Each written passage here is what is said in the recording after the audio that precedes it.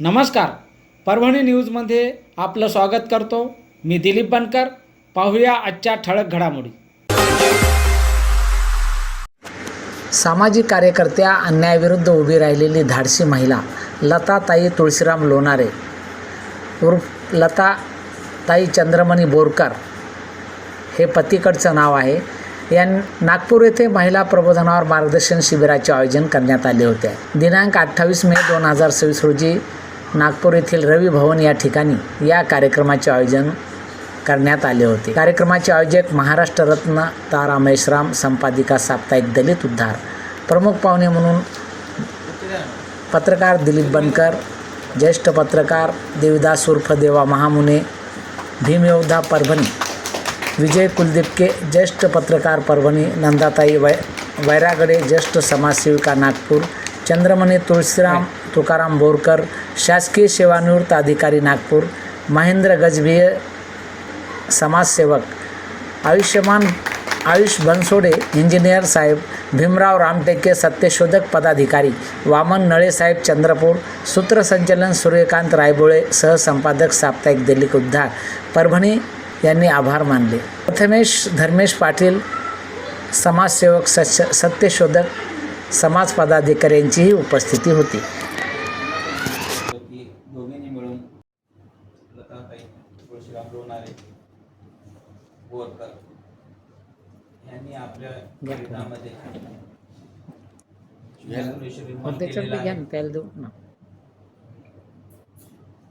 आज त्यांच्याबद्दल जेवढं बोला तेवढं कमी आहे.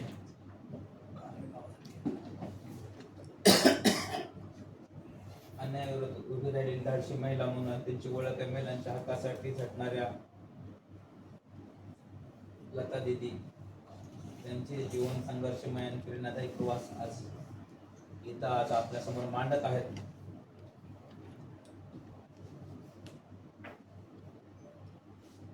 आज समाजात प्रत्येक दिवस नवीन आव्हाने घेऊन उगवतो. विशेषतः महिलांच्या आयुष्यात संघर्ष अनेकदा नजरेआड राहतो. घरगुती हिंसा असो की मानसिक छळ असो की अन्याय, अपमान, आर्थिक अडचणी, सामाजिक दबाव आणि सुरक्षेचा प्रश्न यामुळे अनेक महिला आपल्या अडचणी घरातल्या लेकरांना सांगू शकत नाहीत, पतीला सांगू शकत नाहीत, बोलून दाखवू शकत नाहीत.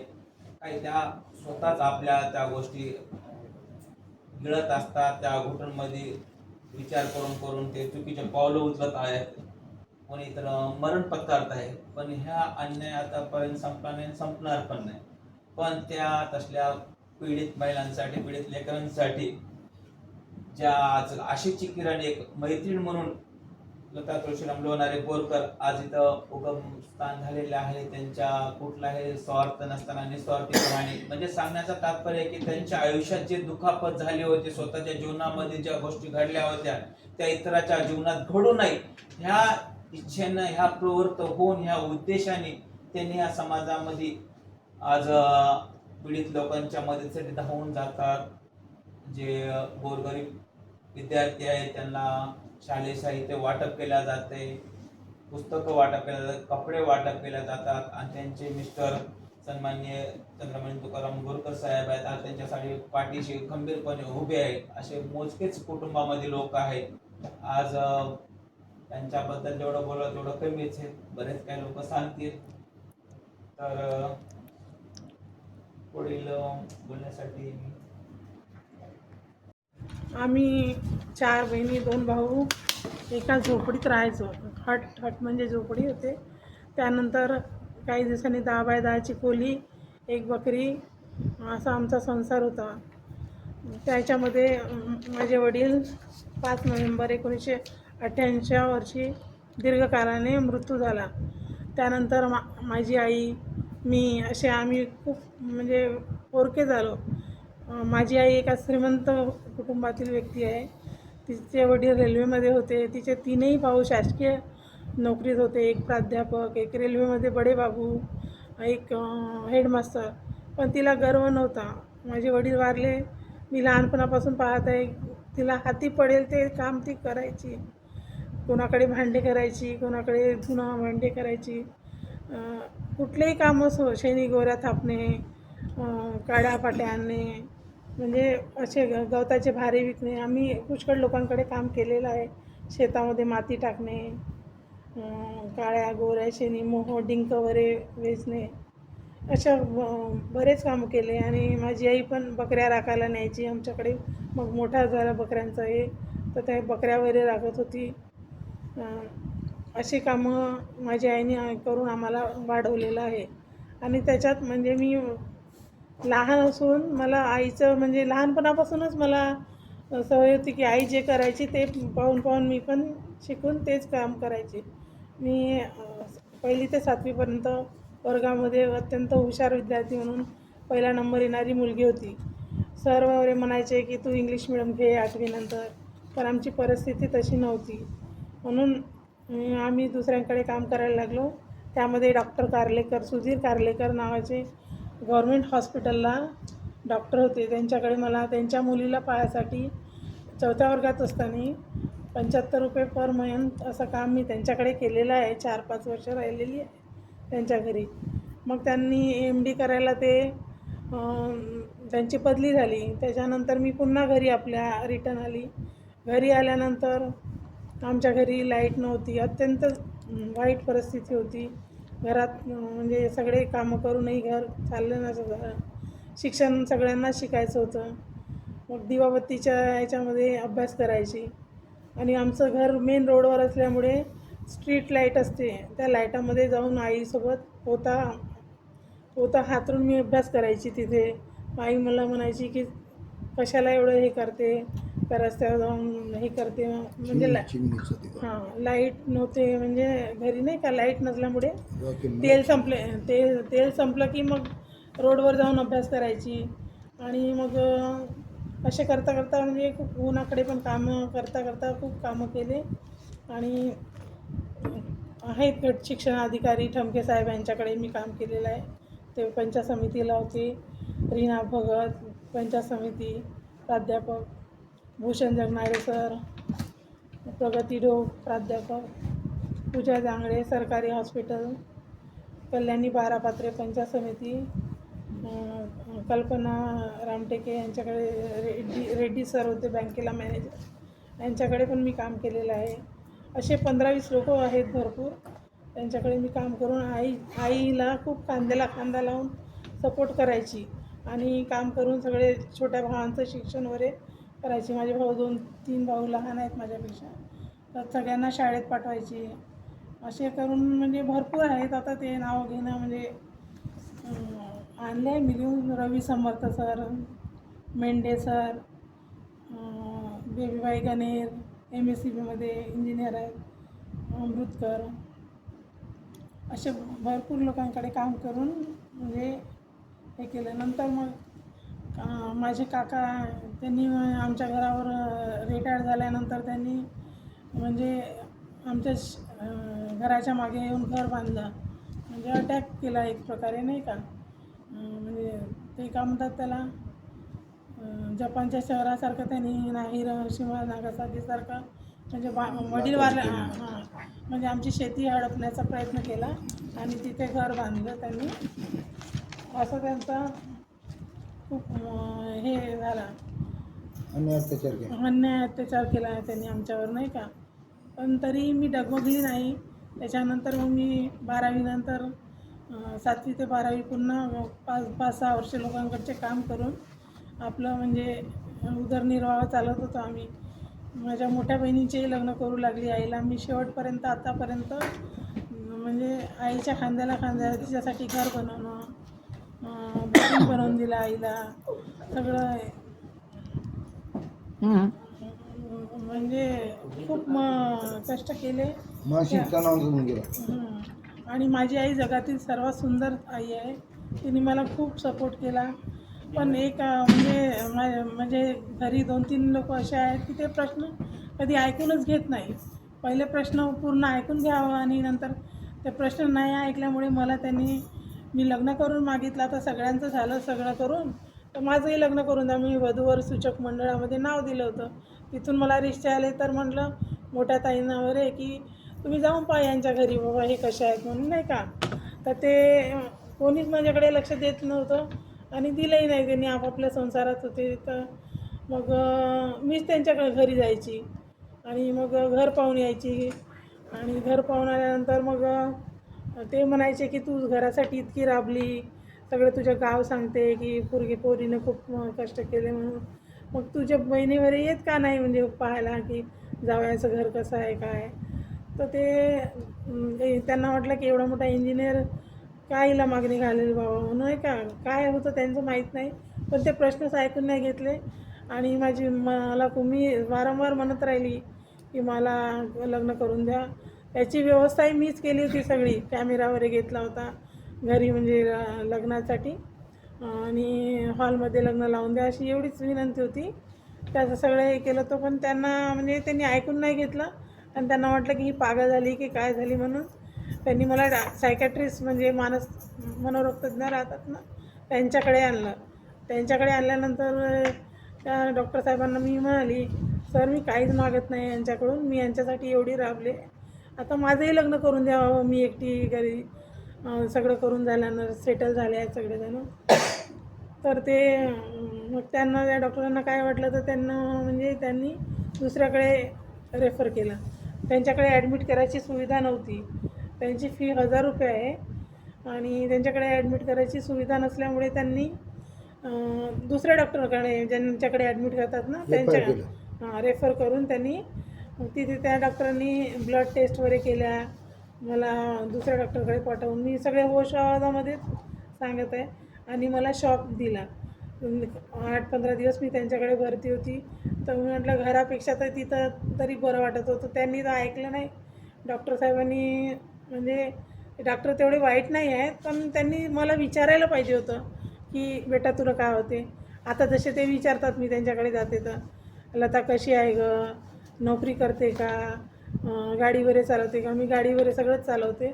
तर मी त्यांना मग तेवढे तरी विचारतात तर तेवढं माणसाला समाधान वाटते. पण त्यांच्या गोळ्यामुळे मला आता 2025ला जानेवारी महिन्यामध्ये नाही का म्हणजे हार्ट अटॅक नाही का, तो झटका येतो नाही का, पूर्ण काम वगैरे फुटला होता रात्री. ते माझे मिस्टर होते म्हणून मी वाचली. म्हणजे खूप हे झालं होतं, म्हणजे त्यांनी खूप सपोर्ट केला. हां टेन्शन येते ना, आपण सगळ्यांचं केअर करावं आणि लोकांनी आपल्याला त्रास द्यावा. कौटुंबिक टेन्शन आलं. हां कौटुंबिक टेन्शन नाही का. माझ्या घरचे लोक वाईट कोणीच नाही आहेत, पण ते प्रश्न पहिले ऐकतच नाही. ते पहिलेच सोडवायला बसतात, म्हणजे नाही का अर्धवट ऐकतात. टॉर्चर करत होते का? नाही टॉर्चर नाही, अर्धवट ऐकतात. अर्धवट ऐकतात म्हणजे आता जसं प्रश्न विचारला आहे की मी म्हटलं मला लग्न करून द्या, ते म्हणजे अर्ध्यातच ऐकतात. कोण आहे काय नाही. मी दुसरा रिक्षा मी यांचा नेला, यांचंही म्हणजे वधूवर म्हणजे नाव. हां तर यांच्याही घरी मग मीच गेली. ते काही आले नाही. यांच्या मामीकडे मी एकदा आली, यांच्या पुतण्याकडे पण जाऊन बघितलं, सासरी जाऊन बघितलं. म्हणजे असं म्हणजे स्वतःचं मलाच करावं लागलं. आणि मग त्यांना विहारामध्ये लग्न लावून मागितलं, तेवढं तरी त्यांनी लावून दिलं लग्न. मला घरच्यांबद्दल काही म्हणजे असं वाईट नाही म्हणायचं आहे, पण त्यांनी म्हणजे प्रश्न ऐकून घ्यावं. माझे दोन बहिणी भाऊ आहेत, त्यांनी पहिले प्रश्न ऐकावं आणि म्हणजे समोरचं हे करावं, एवढी माझी त्यांना विनंती आहे. आणि माझी आई तर एकदम चांगली, जगातील सर्वात सुंदर स्त्री आहे. तिचं म्हणजे खूप श्रीमंत घरची असूनही शेती वाडी सगळंच त्यांच्याकडे. तिचे वडील रेल्वेत असताना पण तिने असं हार नाही मानली आणि आम्हाला सगळ्यांकडे काम करून आमचं इथपर्यंतचं शिक्षण त्यांनी केलं आहे. मला बाबासाहेबांबद्दल खूप म्हणजे आपुलकी आहे. त्यांनी बाबासाहेबांमुळे मी आज जे काही आहे ते फक्त माझ्या आईनी आणि माझ्या दादानी मला जन्म जरी दिला असेल, दुनिया दाखवली असेल, तरी पण बाबासाहेबांनी मला जीवन कसं जगायचं, कसं शिक्षण घ्यायचं हे बाबासाहेबांनी शिकलेलं आहे. पहिले भगवान तर माझी आई आहे आणि माझे वडील आहेत, त्यानंतर मी बाबासाहेबांनाच मानते. सावित्रीबाई फुले, ज्योतिबा फुले, छत्रपती शिवाजी महाराज या सगळ्यांमुळे मी इथे 2 शब्द हे बोलू तरी शकत आहे, केवळ त्यांच्याचमुळे बोलू शकत आहे. आता हे शिक्षण किती झालं बाबासाहेबांना?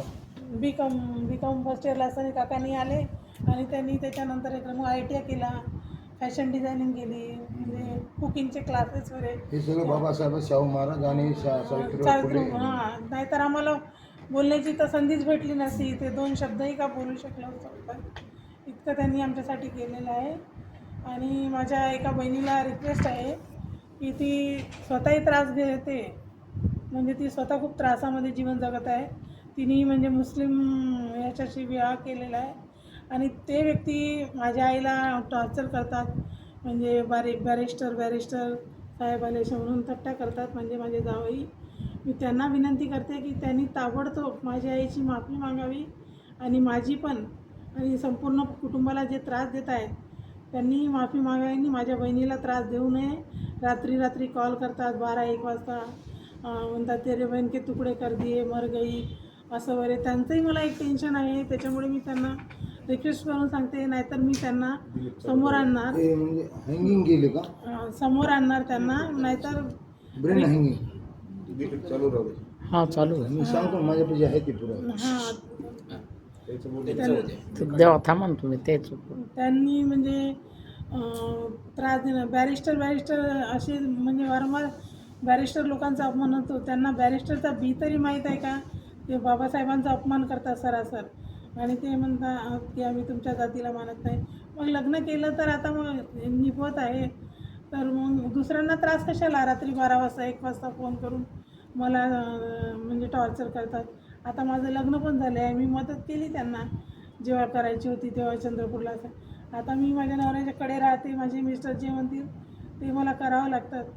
तर पैशासाठी वगैरे पण खूप त्रास द्यायचे, आणि त्यांनी लगेच माफी मागावी जिथे कुठे असतील ते येऊन. मला अशी एक रिक्वेस्ट आहे त्यांना, नाहीतर त्यांचे व्हिडिओज वगैरे माझ्याकडे आहेत, त्यांनी मला त्रास दिल्याचे, तर ते मी म्हणजे समोर आणणार. मी असं रिक्वेस्ट करत आहे.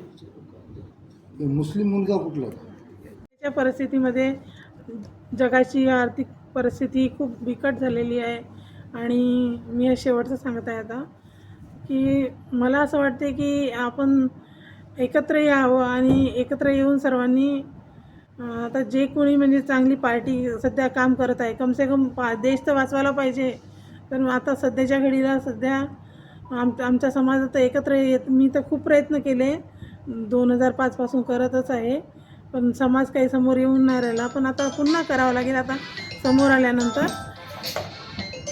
पण आता सध्या राहुल गांधी सर कार्य करून राहिले आहेत, त्यांच्यासोबत म्हणजे एकच व्यक्ती आता सध्या जास्ती काम करून राहिला आहे गरिबांसाठी वगैरे. तर काही जणांनी त्यांना सपोर्ट करावा, आणि राहुल गांधीला, प्रियंका गांधीला सपोर्ट करायला पाहिजे. हाँ, त्यांना सपोर्ट करावं.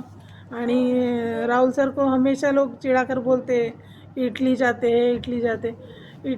हैं यानी उनके मामा का घर है, वो इटली जाते हैं तो और मामा नानी के घर में कौन नहीं जाता? हम भी छुट्टियाँ लगती तो मामा नानी के घर में जाते हैं.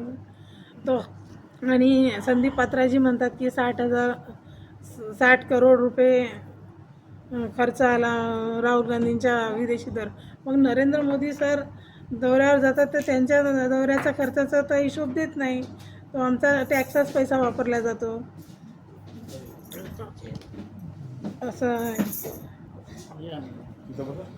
ठीक आहे एवढं ठीक आहे. हां, आता एंडिंग करून देते. हां करा.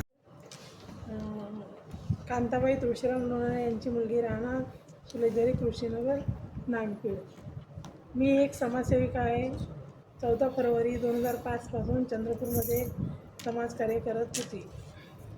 गोरगरिबांना मदत करणे हा माझा मुख्य हेतू आहे, आणि भारताचे संविधान वाचवणे आणि बाबासाहेबांच्या संविधानाचा म्हणजे ते ज्यांच्या खिलाफ आहेत, मी त्यांच्या सक्त खिलाफ आहे. भारत हा बुद्धांचा देश आहे, आणि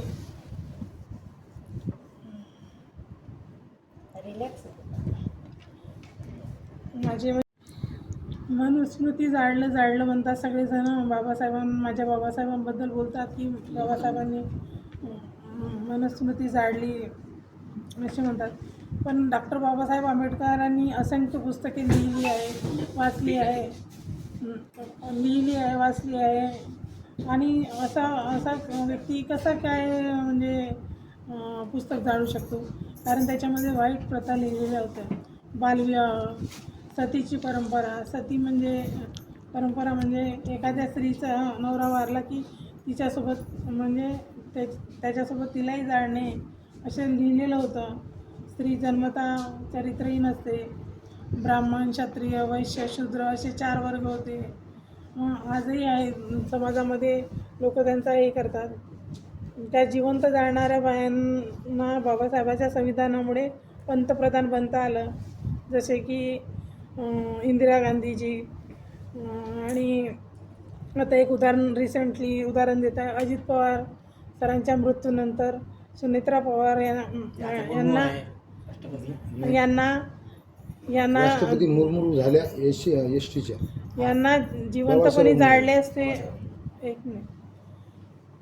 अजित पवार सरांच्या मृत्यूनंतर सुनेत्रा पवार यांना जिवंत जाळले असते, पण बाबासाहेबांच्या कायद्यामुळे त्यांना दुसऱ्या तिसऱ्या दिवशी शपथ उपमुख्यमंत्रीपदाची शपथ घेता आली. हे मेरे भीम का कमाल है और यही मतलब बाबासाहेबांच्या कायद्यामुळे होऊ शकलं.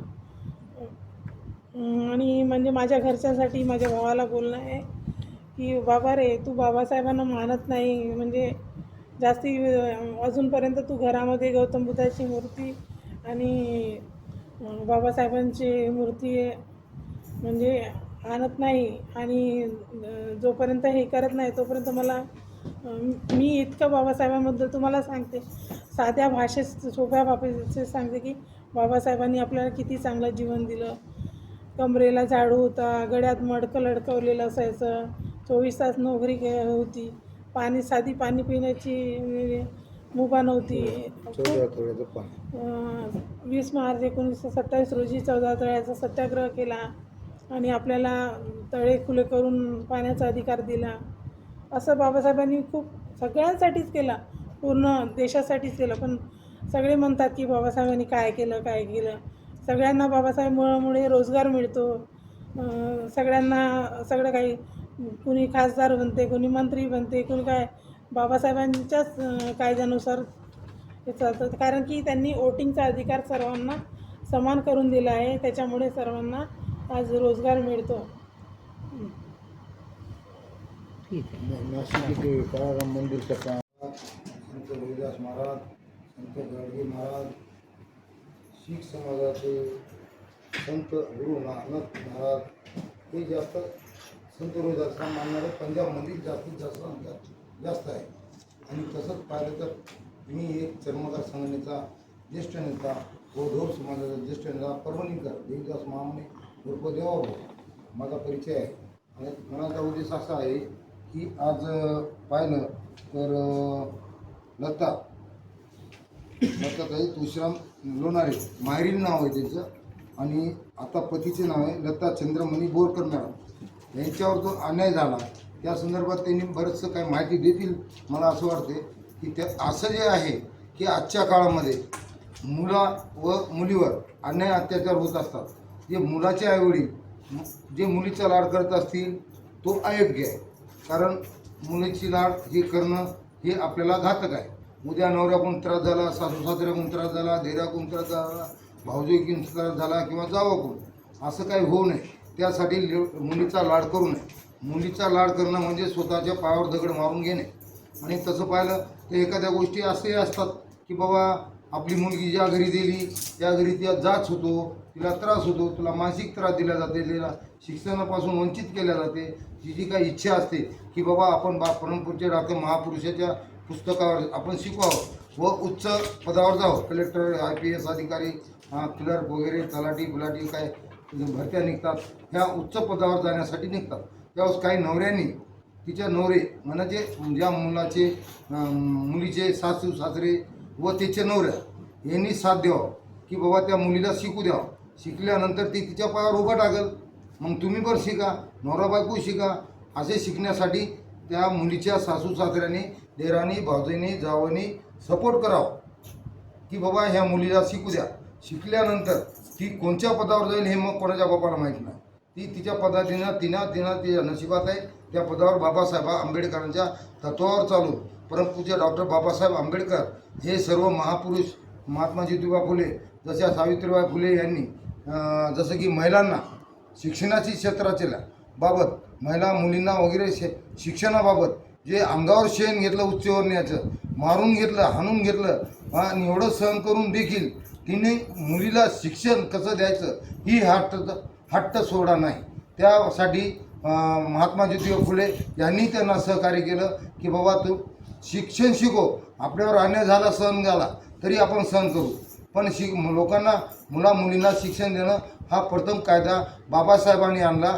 आणि त्याचं शिक्षण हे गुरु आपले संत रोहिदास महाराज असो, संत कैकाय महाराज असो, आपले महात्मा ज्योतिबा फुले हे शिक्षणाबद्दल जे मुलींना शिक्षणाच्या संदर्भात जे योगदान दिलं त्या योगदानाचा फायदा घेऊन कोण्याही दीनदलितांनी ST NT VJNT OBC वगैरे ह्या लोकांनी जे शिक्षण घ्यायचं आणि उच्च पदावर द्यायचं. आताचा काळ काय झाला आहे की कोणतं सरकार येते अबकड म्हणजे काय तेच मला समजेना. अबटक म्हणजे काय, ऑर्डर किती येतात मुठभर, जसे की कैकाडी मुठभर, आम्ही ढोर समाज मुठभर, असे काही 59 जाती आहेत. त्यापैकी एक जातीनं बौद्ध धर्म स्वीकारला. तथागत डॉक्टर बाबासाहेब आंबेडकर नागपूर येथे दीक्षाभूमी येथे 12 पद्धतीनं घेऊन बौद्ध धर्म स्वीकारला. बाकी राहिल्या 58 जाती. त्याच्यात 58 जाती SC मध्ये काही ST आहेत, NT VJNT वगैरे काही वेगवेगळे आहेत. तर यांनी देवधर्म माना, आम्ही त्याच्यात बुद्धमय करणे, म्हणजे बुद्धिस्ट नाव लावणे, दीक्षाभूमीची रंगरंगोटी करणे, दीक्षाभूमी रक्ताचा एकही थेंब न सांडता अशी दीक्षाभूमी झालेली आहे की तिची अवस्था पाहून होत नाही मला. त्याच्यामुळे आम्ही तिथे कार्य करायचं ठरलं आहे. आणि समता सैनिक दल आजची म्हणजे पुकार आहे की समता सैनिक दलामध्ये प्रत्येक व्यक्तीने भाग घ्यावा अशी माझी इच्छा आहे. शिका, संघटित व्हा आणि संघर्ष करा असे डॉक्टर बाबासाहेब आंबेडकर यांनी सांगितले आहे. आणि खरंच शिक्षणाशिवाय दुसरा पर्याय नाही. महाबोधी महाविहार मुक्त करणे यासाठी सर्वात जास्ती महिलांनी समोर यावं अशी माझी विनंती आहे. मी महात्मा ज्योतिबा फुले, सावित्रीबाई फुले, रमाबाई, छत्रपती शिवाजी महाराज, बाबासाहेब आंबेडकर यांनी स्वतःच्या मुलाची पर्वा न करता आपल्या जीवनामध्ये समाजामध्ये खूप मोठं कार्य केलेलं आहे. आमचं जीवन इतकं वाईट होतं की ते म्हणजे आम्ही सांगू शकत नाही, इतकं वाईट होतं. पशुपेक्षाही आम्हाला म्हणजे पशु असतात ना त्याच्यापेक्षाही खूप वाईट वागणूक होती. ते बाबासाहेबांनी आम्हाला न्याय मिळवून दिला आहे. आम्हाला साध्या बैलगाडीत बसता येत नव्हतं, पण मी आज बाबासाहेबाच्या कायद्यामुळे, बाबासाहेबाच्या संविधानामुळे विमानात प्रवास करून आलेली आहे 2010ला. मला इतकं प्राऊड फील होते की म्हणजे बाबासाहेबांबद्दल जितकं बोलावं तितकं कमीच आहे. आज मी AC, TV, फ्रीज, गाडी सगळं वापरू शकते. फक्त 14 एप्रिल 1891 साली एक कोहिनूर हिरा जन्माला आला आणि त्यांच्यामुळे आम्हाला म्हणजे आमचे सगळे दुःख संपले. हे बाबासाहेबांबद्दलचं मी सर्वात पहिले त्यांचा परिचय दिला. आता मी माझ्या घरच्याबद्दल सांगते. ठीक आहे. हां. सर्वांनी मतदान करणे अनिवार्य आहे. तुमच्या मतांची किंमत तुमचे प्राण आहे तितकी आहे असे समजा. ज्यांच्या घरी संविधान, जे वोटिंग करतात त्यांच्या घरी संविधान असायलाच पाहिजे आणि जे वोटिंग करत नाही त्यांच्याकडे नसले तरी चालेल. त्याच्यामध्ये बुद्धिस्ट आहेत, हीनयान, महायान, मुस्लिम, शिया, सुन्नी पंथ, जैन, श्वेतांबर, दिगंबर, ख्रिश्चन, शीख, ईसाई, मारवाडी, गुजराती, पंजाबी, कोणत्याही धर्माचे असोत ते म्हणजे वोटिंग करत असतील, म्हणजे मतदान करत असतील तर त्यांनी एकदा तरी माझ्या बाबासाहेबांचं संविधान वाचावं अशी माझी नम्र विनंती आहे. कारण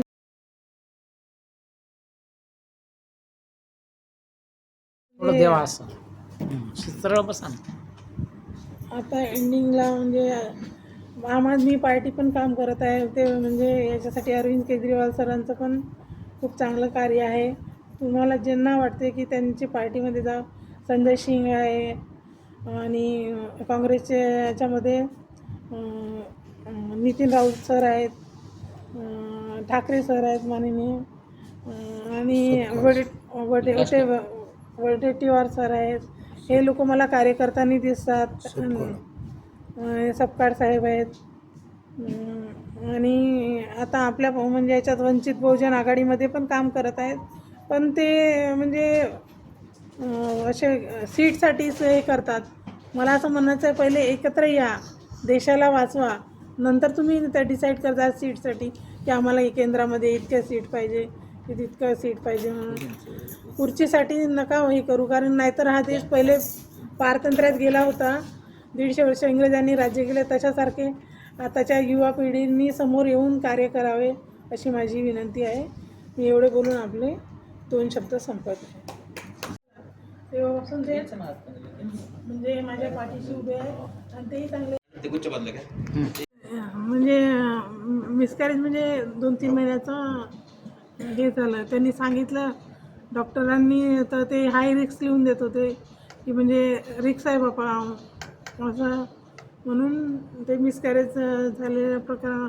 मी त्यांच्यासोबत सविस्तर चर्चा करून म्हणजे प्रश्न सुटेल का हे बघते, नाहीतर मग मी त्यांना समोर आणायचे डिसाईड केलेलं आहे. कामाचं आहे. उद्या चालून जी नवीन पिढी आम्ही तयार करतो विद्यार्थ्यावर माझे कामं सुरू आहेत. त्याला बुकलेट रूपानं आपण त्याला आम्ही सत्यशुद्ध प्रकाशन करतो. आणि या कामाला मानसिकता पाहिजे. प्रत्येक कामाला पैसे नाही लागत, फक्त मन शुद्ध पाहिजे. आणि एवढी तर क्षमता आपल्या हातात आहे की 10-20 हजार इकडे तिकडे माझे चालू राहतात. याची टोपी त्याला, त्याची टोपी त्याला. आपण गोल्डन पेन वाल्या आपल्याला माहित आहे, त्यांनी सुद्धा लग्न लावून देतो गरिबांना. म्हणजे सारखे काम आहेत. अतिशय सुंदर त्यांनी प्रस्तावना केली आणि ते समाजाच्या कामाचा आहे. जे लढाई लढतात त्यांच्या कामाचं जास्त आहे. एक माणूस बाईकीने चांगला विचार करते. म्हणून आभार प्रदर्शन मी संपवतो. त्याच्या अगोदर एकच मी सांगतो की आम्ही साहित्यिक असल्यामुळे साहित्यिक भाषा आम्ही वापरत असतो. त्याबद्दल मला हे सांगायचं आहे की आपण रडणारे लोक नाही, लढणारे आहोत. नेहमी आम्ही महिला संमेलनामध्ये सांगतो की नको होऊस तू सीतारामाची, तुला जंगलात सोडतील तुला. गर्भवती राम लक्ष्मण माहीतच नाही गर्भ. मला 2 मुले आहेत. नको होऊस तू सीतारामाची, जंगलात सोडतील तुला. नको होऊ तू द्रौपदी पांडवांची, पांचाली म्हणतील तुला. 5 माणसं बलात्कार करतील, पांचाली म्हणतील तुला. तू हो ग सावित्री ज्योतिबाची, सावित्री आई क्रांती ज्योती म्हणतील तुला. तू हो ग रमाई, जयंती कालच झाली, आमचा कार्यक्रम सुरू झाला. तू हो ग रमाई, बाबासाहेबांची लोक मातोश्री म्हणतील तुला, मातोश्री म्हणतील तुला. अशा प्रकारे आजच्या मुलींना महिलांनी सांगायचे की आदर्श काय तुमचा आदर्श आहे. तुमच्या बोलणं तुम्हाला दिसलं. उद्या चालून आवाज द्या आम्हाला. उद्या ठिकाणी मी रात्री 2-3 वाजताही पोलिटिशियनला जातो आणि आम्ही दबदबा करतो. अन्यायाची गोष्ट आमच्या कानावर आली तर आम्ही झोपू शकत नाही, जाणारच. 1:30-2 वाजता मी पोलिटिशियनला गेलो. डर काय काय, डर किस काय, संविधानच्या देश में तो डर किस काय, संविधान. म्हणून आम्ही अशी ओळखी निर्माण केली. यांना माहिती आहे किती केसेस माझ्याकडे हँडल आणतात, हे त्यांच्याचकडे राहतात. काय असा एक ग्रुप तयार केला सर आम्ही नागपुरामध्ये, आणि तो SC ST OBCचा. आज जातीच्या मध्ये काम करण्याची गरज नाही. जो मानवतावादी माणूस असेल तो सर्वाला घेऊन चालेल, त्याची गरज आहे. तर संविधान वाचायचं. आपल्या तोऱ्यात राहा तुम्ही, तर त्या दुश्मनाचं तुम्ही काम करतात. तुम्ही दुश्मनाचं काम करतात, आपल्या तोरत राहू नका. ते रिंग तोडा, ते रिंग मजबूत आहे. ती रिंग तोडून मानव बुद्धाला काय म्हणा लागलं बहुजन हिता बहुजन सुख आहे. रविदासाला काय म्हटलं, ऐसा राहुज ऐसा चाहू राज में सबको मिले अन्न, छोटे बटो समोर से रविदास प्रसन्न. रविदास का प्रसन्न होगा, लहान मोठे सारखे राहतील तेव्हा. म्हणून या कार्यक्रमात आपण आलो. म्हणून या रजिस्टरमध्ये मी नावं घेतली. आम्हाला आवाज द्या. आम्ही 24 तास फुल टाइम वर्कर आहोत साहेब. एवढंच नाही, आता परभणीची एक केस आली आहे माझ्याकडे तुमच्या क्षेत्रात. मानवाधिकार असल्यामुळे वाशिमकडून केस आली आहे. 7-8 लोकांना तिकडे मारण्यात आले. आता ताजी घटना. तर ते कुठून नाव गेलं माझं तिकडे, कारण हा मोबाईल मोठा डेंजर आहे. आता मोबाईल मोठा डेंजर आहे. तुमचं नाव आणि कार्य खोटं अमेरिकेकडे जाईल सांगता नाही. तर माझं एक सवय, मी नाही म्हणत. खिशात 10 रुपये नाही, पण मी हिंमत ठेवी लाखाची. खिशात 10 रुपये नाही. आता मला अडचण आहे. बायकोला मागले 50 रुपये देऊ पेट्रोल टाकायचं, ते देते बायको. ते नर्स आहे, मी फुल टाइम आहोत. मी बोज आहो आपल्या परिवारावर. 2 पोरी शिकवल्या सर. पिण्याच्या झोपड्यात राहून पुण्याला विमानाने तुम्ही मला जातात, पण झोपड्यात राहून शिकवलं शिका, संघटित संघटना. भाषणाचा विषय आहे का? अरे तुमच्या परिवारात दिसला पाहिजे तुम्ही लेकरं काय घडवले. भाषण देऊन आल्याने पोट्ट बेवडा आहे, सून लाता मारणार. कालच एक केस आले, सून भाड्याच्या पहिला म्हटलं म्हणजे त्या रिटायर्ड माणसाने. म्हणजे तू संस्कारित काय केलास? ड्युटी केला जिंदगीवर. बिहारात गेलास, जयंतीमध्ये गेलास, वर्गणी दिलास, बैठकीत गेलास नाही, घे आता शिकून. म्हणून कबीर महाराज म्हणतात, बोया बीज बबुल का आम का से खाय. आंबे पाहिजे तुम्हाला, राईट भेटू शकत नाही. बाबडीचे काटेच घ्या मग तसा मग तडपून. हा साहेब बुद्ध धम्माईच्या समाजकार्य अतिशय चांगला कार्यक्रम झाला. माझा नंबर घ्या, आवाज द्या. आपण ही लढाई एकटे नाही, मिळून लढणार. म्हणून आम्ही हे काम हाती घेतलं. सत्यशोधक समाज कोणी आडवं येऊ शकते का? ज्योतिबाला लेकरच नव्हते. रिपब्लिकन हातात नाव घेऊन तर काबे म्हणून माझं अबकडे आलं झालं. अजून माझं घेतलाच नाव तू ना. सत्यशोधक नाव कोणी आडवं येऊ शकते का? सगळं चालू होतं. म्हणून सर्वांना धन्यवाद. नमो बुद्धाय. जय. मला जरा त्याने टाईम दिला होता 3चा मीटिंग आहे म्हणून, तरी पण मी थोडा लवकर पोहोचलो. मीटिंग चालू असल्यामुळे मी काही आकृती गोष्ट केलं नाही. आता जे मला सांगायचं म्हणजे मी सर्व्हिसला असताना चंद्रपूरला त्यांची माझी ओळख झाली. म्हणजे ऑफिसमध्येच तिथं जाणं येणं होतं त्यामुळे. आणि त्यांच्यानंतर मी त्यांच्यासोबत काही अडीअडचणी आल्या तर त्यांच्यासोबत मी राहत होतो. त्यांच्या कार्याबद्दल सांगा. त्यांचं कार्य आता समाजसेवा करता म्हणून सांगा ना. सध्या पहिले नेटवर्किंग मार्केटिंग पहिले दुःखात होते, त्याच्यानंतर तुम्ही मदत केली, नंतर सामाजिक कार्यात आले. नाही, मदत तशी नाही. संत गुरु महापुरुषांना मी त्रिवार अभिवादन करतो. आजच्या या विशेष कार्यक्रमामध्ये मला निमंत्रण देणाऱ्या पत्रकार तारा बेशराम यांचं मी अभिनंदन करतो. त्यांना मला आंदोलनात्मक कार्यक्रमाला माहीत करून दिला. मी त्या माझ्यासाठी आजचे वक्ते म्हणजे आमचे देवीदासजी महामुने साहेब, उत्कृष्ट संचालन करणारे मला वाटते रायबोले साहेब, बरोबर आहे. आमच्या ताई वनमालेत आणि पत्रकार साहेब, सगळ्यांना मैत्रीपूर्ण नमो बुद्धाय. जय. ताईच्या गावचा संबंध आणि माझ्या गावचा संबंध खूप जवळचा आहे. त्यांचं नाव मिळतं माझी सासूरवाडी तिकडच्या टेकडी कार्यक्रम. उद्या माझा 3 दिवसाचा तिकडे त्या केसेस येतात माझ्याकडे. त्या संबंधात आज एक केस त्या माध्यमात हँडल करतो नागपूर शहरात. उद्या तिकडे जावं. माझे कार्यक्रम वकिलासारखे लागलेले असतात, आम्ही हँडल करतो. कारण मानवाधिकारचं पद मला महाराष्ट्राचं मिळालं आता दिल्लीतर्फे. याच्या लेवलवर बरेच आपण हँडल करतो. पण केलं पाहिजे, जेवढी आपली शक्ती आहे तेवढं आपण केलं पाहिजे. सर जास्त वजन उचलून तर आपणच सांगतो. जेवढे क्षमतानुसार नागपूर तरात्री असे लोक लढवई आहेत, ते लढत आहेत, पण माहीत नाही होत काय कोण कुठं लढत आहे. तर अशा कार्यक्रमात आल्याला फायदा होते. कोणता माणूस कुठे आहे त्याचा परिचय काय आता माहीत झालं. गजबीर साहेबांना हे आहे, उद्या चालून कोणत्या घडामोडी झाल्या तर माहीत असतं. त्यानं जे विश्लेषण केलं अतिशय सुंदर. ते जे तुमच्याकडे जे लिखीन आहे ते एक छोटंसं बुकलेट. डॉक्टर बाबा आंबेडकर यांचा ताईने भरपूर बाबासाहेबांच्या विषयावर आणि संविधानाच्या विषयावर सांगितलेलं आहे. त्याबद्दल त्यांचे मनापासून आभार आहे. आणि खरंच आपल्या लोकांनी जे संविधान आहे त्या संविधाना वाचूनच पुढे जे ताईने, मला वाटलं नव्हतं की ताई इतकं छान बोलणार म्हणून बाबासाहेबांच्या आणि संविधानाच्या विषयावर.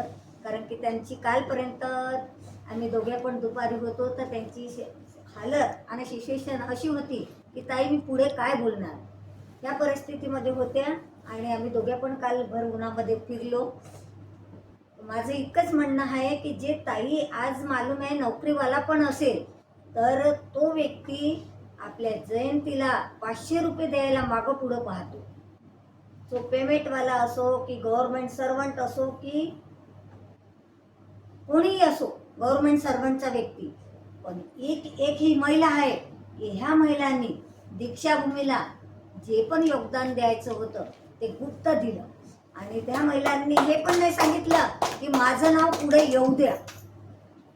गुपित राहू गुपित दान केलेलं आहे आणि त्या दान बाबासाहेबांच्या आणि तथागत गौतम बुद्धाच्या चरणीने मी तुम्हाला सांगते की ताईचं अजून पुढे कार्य वाढत जाऊ आणि त्यांचं जे त्यांची म्हणजे बरेच दिवसापासून इच्छा होती की ताई मला पुढे यायचं आहे, मला तुमची हिंमत पाहिजे.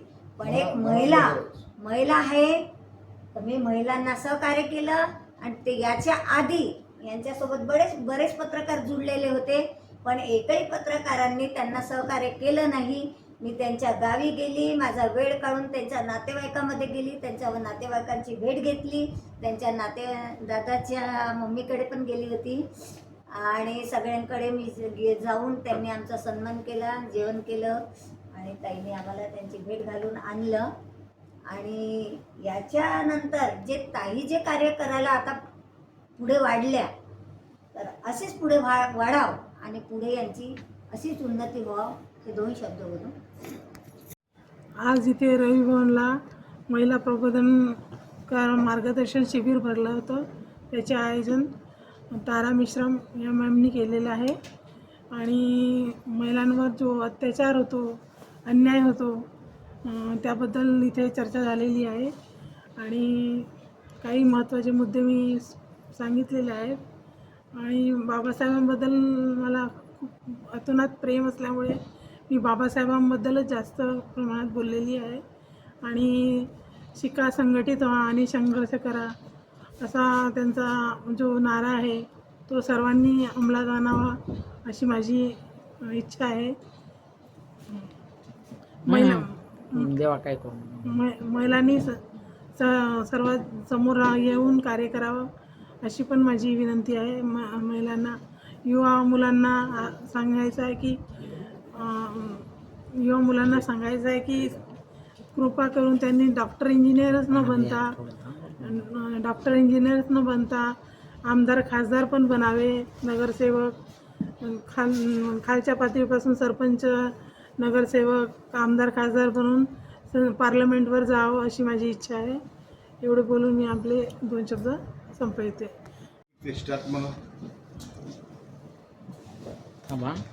मानाचे माना, काय मानाचे आम्ही त्याच्यात अडवणार नाही, परंतु बाबासाहेब आंबेडकरांच्या तत्वावर, महापुरुषांच्या तत्वावर चालावं आणि आपलं काय भाग्य उज्ज्वल होते ते आपण बघा. मी स्वतः ब्राह्मणाच्या घरात राहिलो.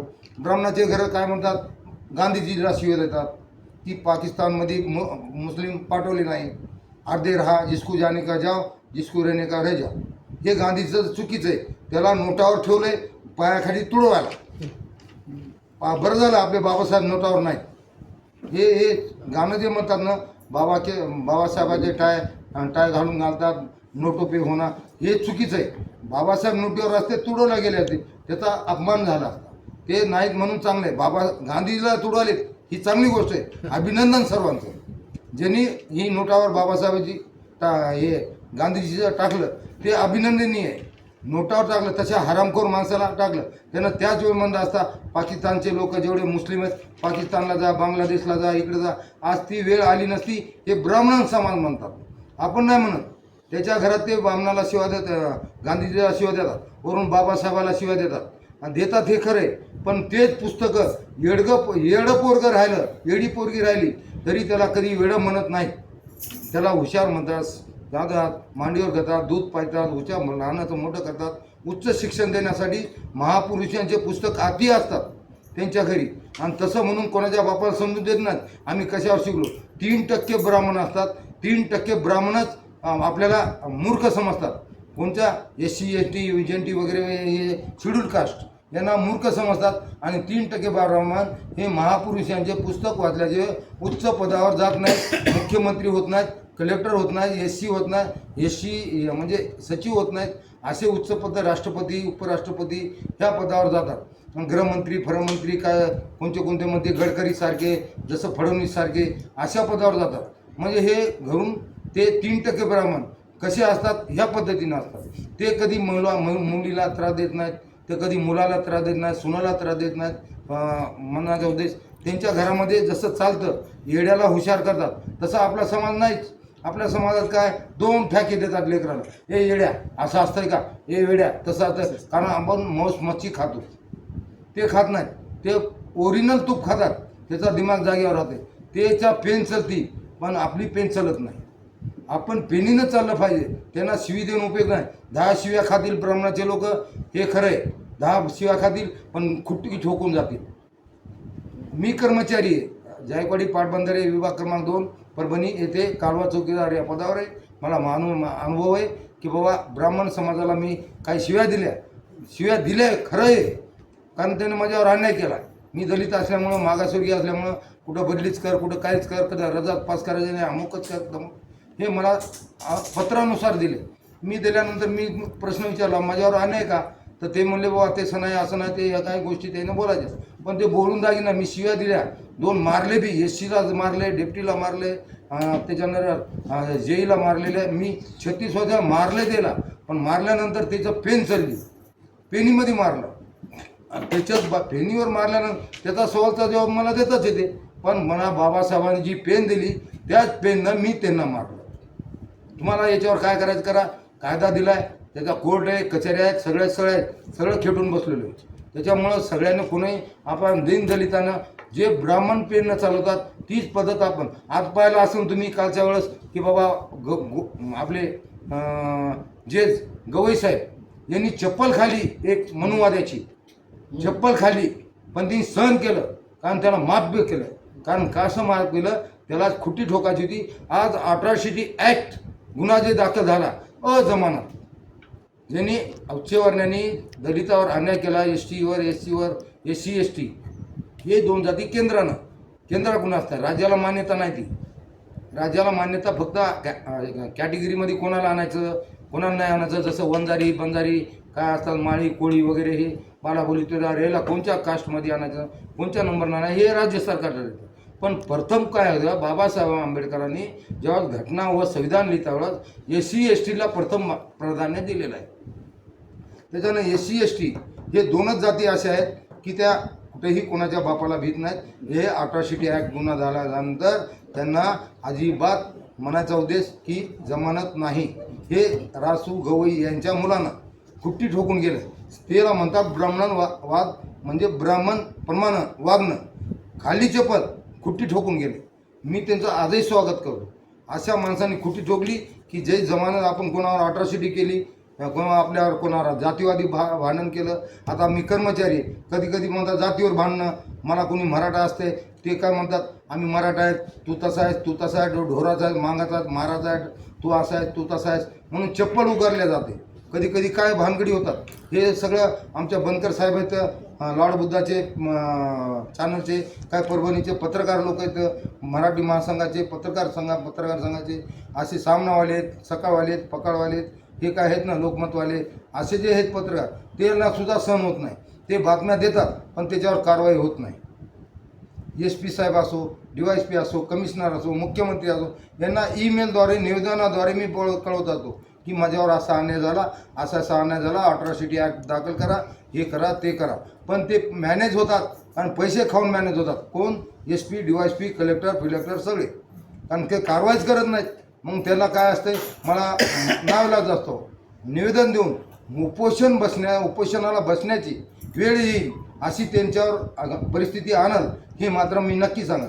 अशा पद्धतीनं कोणाची मुली बाळीचं काय वाईट होत असेल, मी असे काय लग्न लावलेत, काही मुलं बाळा कोणाचे पळून आले, इंटरकास्ट आहेत, त्यांना कुठं बुद्ध विहारामध्ये लग्न लावून दिले गुपचीप प्रमाणे. वयाचं बघ, 18 वर्ष 21 वर्ष, हे TC पाहिल्यानंतर, रहिवासी आधार कार्ड हे पाहिल्यानंतर मी गुपचूप लावून स्वतःच्या पैशात लग्न लावले. आणि काही इंटरकास्ट असतात मग की बाबा असं आहे, काही हिंदू धर्मानं लग्न लावतात, दत्तधाम म्हणा, कुठं महादेवाचे मंदिर म्हणा, अशा ठिकाणी लग्न लावायचे, ते हिंदू धर्माप्रमाणे असू द्या ना. तसे लग्न लावले, तसे लग्न मी लावलेत गुपचूप प्रमाणे. आणि लग्न झाल्यानंतर मला म्हणायचं उद्देश की आता जे बाईनं जे अन्याय अत्याचार ज्याच्यावर झालेला आहे हे सांगतील. जसे माझ्या मुलीवर देखील अन्याय यांच्याप्रमाणे झालं हे याच्या तोंडून ऐकलेलं आहे आणि ऐकणार त्या पद्धतीनं आता मॅडम बोलतील. मला सगळ्यांनी बोलण्याचा वेळ दिला त्याबद्दल मी सर्वांचे आभार मानतो. जय हिंद, जय भारत, वंदे मातरम, जय भीम, जय संविधान, जय शिवराय. एवढं बोलून मी माझं भाषण संपवतो. धन्यवाद. जय भीम, जय भीम, संविधान. लता तुळशीराम लोणारे, नागभीड सुलेझरी इथे मी राहत होते, पण आता मी नागपूरला असते. माझ्यावर जे काही म्हणजे माहेरमध्ये थोडा अन्याय झालेला होता, त्यांनी माझा प्रश्न न ऐकून घेतल्यामुळे थोडं मिस्टेक झाली आहे त्यांच्यामध्ये. पण माझ्या घरचे लोक अत्यंत चांगले आहेत. माझी आई तर जगातील सर्वात सुंदर आई आहे. पण माझे बहिणी भाऊ थोडे म्हणजे प्रश्न ऐकून घेत नाही, पहिलेच उत्तर देतात. मी त्यांना लग्न लावून मागितलं होतं त्यांना वधूवर सूचक मंडळातून, पण त्यांनी न ऐकून घेता मला एका डॉक्टरकडे दाखवलं की म्हणजे हिला कसं काय इंजिनियर मागू शकतो एवढा मोठ्या पदावरचा, असं त्यांनी म्हणजे त्या गैरसमज झाला त्यांचा. आणि त्यांनी एका सायकॅट्रिस्टकडे आणलं. त्याला मी सांगण्याचा प्रयत्न केला, पण तर डॉक्टर ऐकायलाच तयार नव्हता. आणि मग त्यांनी दुसऱ्या डॉक्टरकडे रेफर केलं. म्हणजे त्यांची फी 1000 रुपये होती, पण त्यांच्याकडे ॲडमिट करायची सुविधा नसल्यामुळे त्यांनी दुसऱ्या डॉक्टरकडे ॲडमिट केलं मला. त्यांनी काही टेस्ट केल्या आणि मग त्यांनी मला ॲडमिट करून घेतलं आणि मला शॉक पण दिलं. त्या शॉक दिल्यामुळे मला आज 2025ला एक हार्ट अटॅक पण येऊन गेलेला आहे. आणि माझे 2 मुलांचं मिसकॅरेज झालं आहे. ते लिहून देतात हाय रिक्स म्हणून कुठल्याही डॉक्टरकडे नाही का, त्या दोन्ही डॉक्टरांनी मला ताबडतोब भेटावे आणि माझे म्हणणे ऐकून घ्यावे आणि जो काही जो नुकसान झालेला आहे तो त्यांनी मला परत करावा अशी माझी विनंती आहे. आणि याचबरोबर हे बातमीपत्र संपलं. पुन्हा भेटूया पुढील बातमीपत्रात. शहरातील ताज्या घडामोडी जाणून घेण्यासाठी पाहत राहा परभणी न्यूज.